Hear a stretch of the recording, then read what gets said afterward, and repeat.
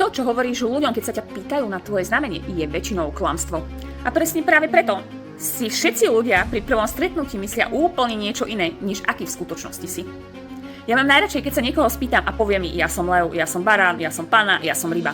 Gratulujem ti, ale to je len to, kým si, keď si sám doma v izbe so zatvorenými dverami. To, ako ťa vnímajú ľudia okolo, či šéf na pohovore, tvoj partner na prvom rande, alebo predavačka v obchode nemá s tvojim hlavným znamením skoro nič spoločné. A prezradím ti, tu prichádza tvoj ascendent. A nie je to ako keby v kvázi tvoje druhé znamenie, ako si amatéri z TikToku myslia.